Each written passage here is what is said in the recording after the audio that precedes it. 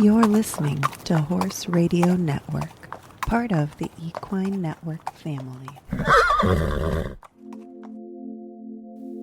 Welcome to Sleep Stories for Equestrians. I'm your host, Ashley Winch. We're so happy you're here to relax and unwind. If you fall asleep and miss the story, we will recap it at the beginning of the next episode. We've also selected and edited these stories for ultimate relaxation, removing any stressful bits without affecting the story's integrity, so you can focus on drifting off to sleep. With that, let's settle down and prepare for our story.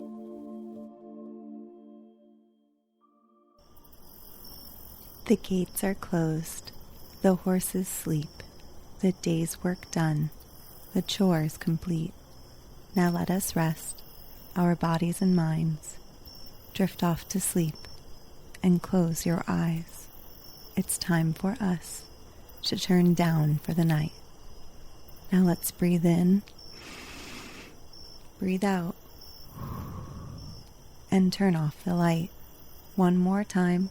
Breathe out, breathe in. Now, let us begin. When autumn came with its crisp, cold days, the circus was close to its winter quarters in the south.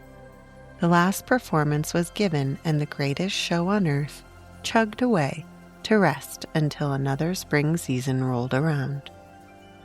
But Cricket and 8 of the ponies did not go with them. Though Captain John usually went south with the circus, this year he had other plans. The fame of Cricket, the bucking pony, had spread, and Captain John had booked his pony act for the winter season in a group of theaters. The land of sunshine was left behind. Heavy blankets kept the ponies warm as they left the cars and walked through the streets of a large city in the north. Cricket had reached the end of the sawdust trail. Whoa, look at that now. Aren't you proud of yourselves? Larry halted the ponies in front of the theater while he admired the billboards announcing Captain John Craig and his trained ponies. In the center of the lobby was a picture of Cricket. Cricket, the world's champion bucking pony. Larry read the billing aloud. A special $5 prize will be given to any child who can ride Cricket once around the stage. Larry rubbed Cricket's forehead. Did you hear that, little fellow? You will have to do your best bucking or Captain John will lose a lot of money. Larry turned into the alley that ran alongside the theater. He tied the ponies to a post near the stage door. A cold, biting wind whipped at Cricket's blanket. He shivered. The ponies had been kept clipped while they were at the circus. Their long, shaggy winter coats, which would have protected them from snow and bitter cold, were not allowed to grow. Larry turned his overcoat collar up. He was cold too. Bring the ponies in, Larry. Cricket turned his head. Captain John stood in the open stage door. Cricket whinnied loudly. Then he followed Larry through the door. The great stage was bare and strange. Cricket stopped to look around. Come along, little fellow. Cricket followed Captain John to the center of the stage. He couldn't see a thing in the empty, darkened auditorium of the theater. The canvas-covered stage floor and the glare of the theater lights made all the ponies nervous and fidgety. They were used to the thick undercovering of the circus rings and the softly lighted tent. They pushed against their leader, and Cricket stepped on a bulb in the footlights.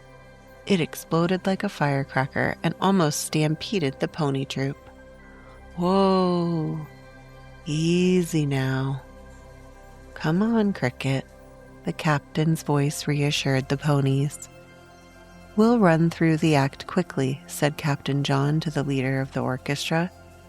Play softly with the waltzing pony and hold a steady roll on the drum, ending with a big thump on the big bass drum when the children try to ride Cricket. The musicians below the footlights tuned their instruments. Cricket stood at the head of the pony troop and waited. Captain John gave a signal to the orchestra leader. The strains of a spirited march filled the theater.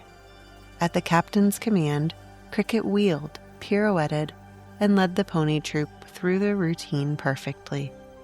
Captain John never raised his voice in speaking to his ponies. Taught by patience and kindly words, they rarely missed a cue. "That's fine," Captain John thanked the musicians. He turned to the drummer. "Don't forget the roll when Cricket closes the act." With a few final instructions to the stage manager, Captain John and Larry led the ponies into the alley. Everything went smoothly at the afternoon performance. Rusty, the largest pony in the troop, waltzed to the accompaniment of the orchestra.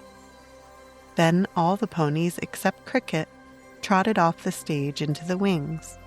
Captain John led his little black pony to the center of the stage near the footlights.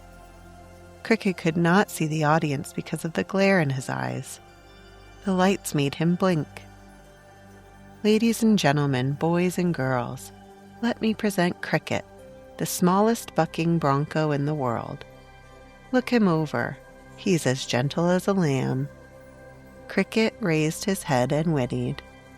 "A prize of $5 will be given to any boy or girl that can ride him around on this stage." Captain John waved a new $5 bill in the air. "Who will be the first one to try? Cricket is the smallest of my ponies. You can't fall far." Thank you for joining us on tonight's episode of Sleep Stories for Equestrians. Allow this gentle music to carry you off to dreamland.